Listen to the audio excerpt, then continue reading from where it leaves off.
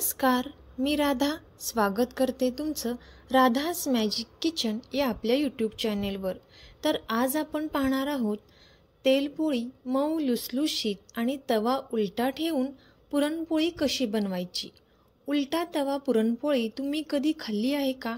तर तुम्ही याआधी या पद्धतीने पुरणपोळी कधीच केली नसेल। तर कशी बनवायची यासाठी रेसिपी अगदी शेवटपर्यंत नक्की पहा। आणि कणिक भिजवण्याची एक सिक्रेट ट्रिक इथे आपण आज वापरणार आहोत, ज्यामुळे एकही पुरणपोळी फुटणार नाही आणि मऊ लुसलुशीत पुरणपोळी अगदी संपेपर्यंत तशीच राहील। चला तर मग आजच्या रेसिपीला आपण सुरुवात करूया। तर सर्वात अगोदर इथे आपल्याला एका बाउलमध्ये 1 वाटी हरभरा डाळ घ्यायची आहे। आता ही डाळ आपल्याला स्वच्छ पाण्याने 1-2 वेळा चांगली धुवून घ्यायची आहे। इथे मी ही डाळ 2 वेळा स्वच्छ पाण्याने चांगली धुवून घेते। तोपर्यंत जर तुम्ही आपल्या चॅनेलवरती नवीन आला असाल तर नक्कीच आपल्या चॅनेलला सबस्क्राईब करा आणि सबस्क्राईबच्या पुढचे बेल आयकॉनचे बटन दाबा, जेणेकरून इथून पुढच्या छान छान रेसिपीज सर्वात अगोदर तुम्हाला पाहायला भेटतील। आता इथे आपण ही धुवून घेतलेली जी डाळ आहे ती एका कुकरमध्ये घालून घेतलेली आहे। आता यानंतर यामध्ये आपल्याला 1 ते 2 ग्लास पाणी घालून घ्यायचं आहे। आता कुकरला टोपण लावून कुकरला इथे आपल्याला 3 ते 4 शिट्टी देऊन घ्यायच्या आहेत। इथे मी कुकरला 4 शिट्टी देऊन घेतलेली आहे। पाहू शकता तुम्ही, डाळ या पद्धतीने फुटली असेल तरच पुरणपोळी छान येते। जर डाळ ही हाताने जर दाबली फुटली नसेल तर पुरणपोळी ही चांगली होत नाही। आता आपण ही जी डाळ आहे ती एका चाळणीवर काढून घेतलेली आहे। यामधील संपूर्ण पाणी इथे आपण काढून घेणार आहोत। आता हे जे पाणी आहे म्हणजेच ही जी येळवणी आहे ती आपण आमटीसाठी वापरणार आहोत। आणि ही जी डाळ आहे ती पुन्हा एकदा आपण याच कुकरमध्ये घालून घेणार आहोत। आता ही डाळ या कुकरमध्ये घातल्यानंतर यामध्ये आपल्याला बारीक चिरून घेतलेला गूळ घालायचा आहे। आता इथे मी यामध्ये अर्धी वाटी आणखीन थोडासा वरती गूळ यामध्ये घातलेला आहे। आता यानंतर यामध्ये आपल्याला एक अर्धा चमचा सुंठ पावडर घालायची आहे। सुंठ पावडर घातल्यानंतर यामध्ये आपण किंचितशी हळद घालून घेणार आहोत आणि अगदी चिमूटभर मीठ आपल्याला या पुरणामध्ये घालायचं आहे। पाहू शकता तुम्ही, अगदी चिमटभर। आता मीठ घातल्यानंतर आपण हे चांगले मिक्स करून घेणार आहोत। 1-2 ते 3 मिनिटांपर्यंत आपल्याला हे चांगले मिक्स करून घ्यायचं आहे। आता हे मिक्स केल्यानंतर आपण हा कुकर गॅसवरती ठेवून देणार आहोत। आता इथे आपल्याला गॅसचा फ्लेम मीडियम करून यामधील जो गूळ आहे तो पूर्णपणे विरघळवून घ्यायचा आहे।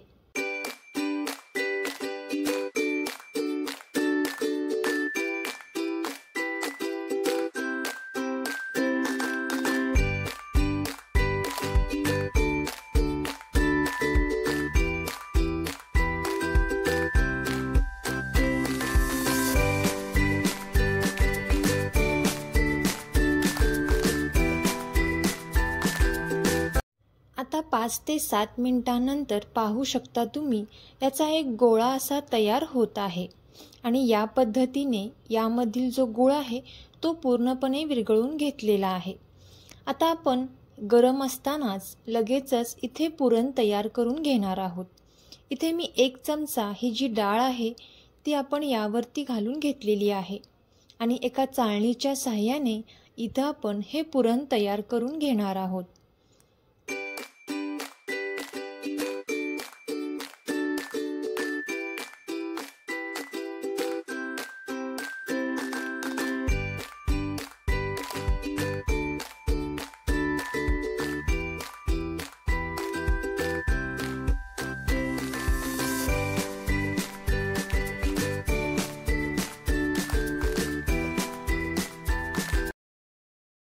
आता इथे पाहू शकता तुम्ही, मस्त असे अगदी कापसासारखे मऊ लुसलुशीत पुरण इथे आपले तयार झालेले आहे।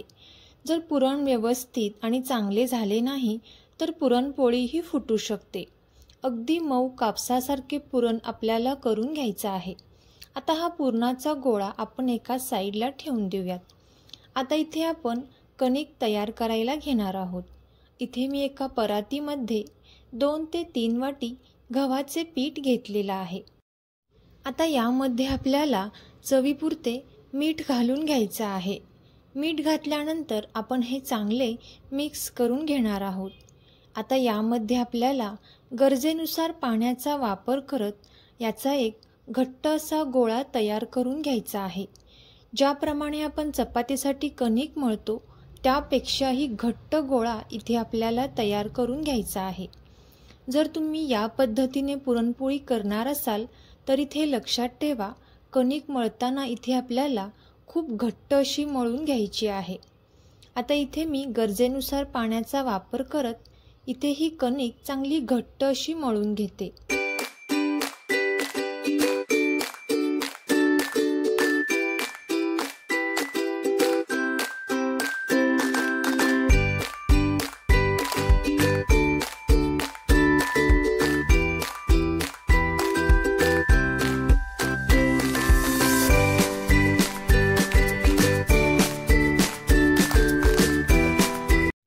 आता इथे पाहू शकता तुम्ही, घट्ट अशी कणिक इथे आपण मळून घेतलेली आहे। आता ही मळलेली कणिक आपल्याला एका बाउलमध्ये काढून घ्यायची आहे। आता कणिक भिजवण्याची सगळ्यात महत्त्वाची ट्रिक म्हणजे कोमट पाणी। यावरती आपल्याला कोमट पाणी घालायचं आहे। कणकेच्या वर येईल इतपत आपल्याला यामध्ये कोमट पाण्याचा वापर करायचा आहे आणि झाकण ठेवून 15 मिनिटांसाठी कणिक ही छान अशी भिजून द्यायची आहे। एक 15 मिनिटांनंतर पाहू शकता तुम्ही, अगदी मऊ अशी कणिक इथे तयार झालेली आहे। आता यामधील आपण संपूर्ण पाणी जे आहे ते काढून घेतलेलं आहे।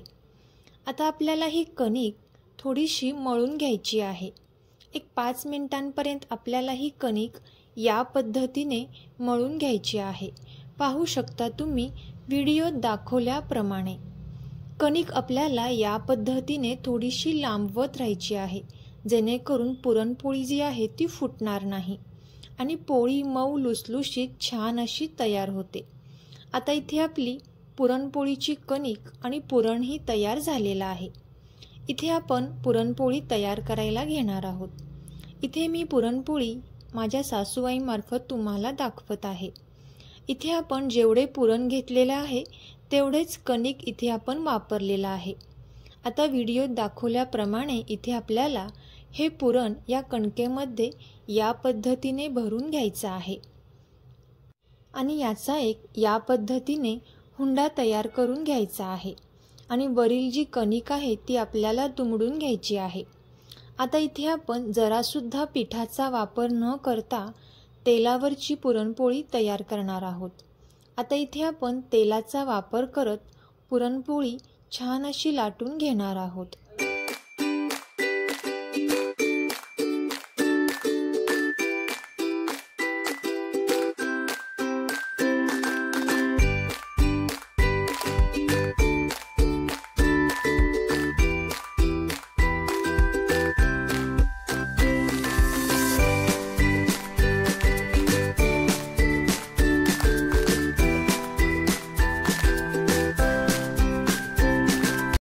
आता इथे मी गॅसवरती आपण ज्या तव्यामध्ये भाकरी करतो तो तवा इथे आपण गॅसवरती उलटा करून ठेवलेला आहे। आता या तव्यावरती आपण मंद आचेवरती ही पुरणपोळी छान अशी भाजून घेणार आहोत। तुम्हाला पाहूनच कळत असेल, पुरणपोळी अगदी मऊ लुसलुशीत अशी तयार झालेली आहे। आता एक 2 ते 3 मिनिटांनंतर आपण ही पुरणपोळी पलटी करून घेऊयात।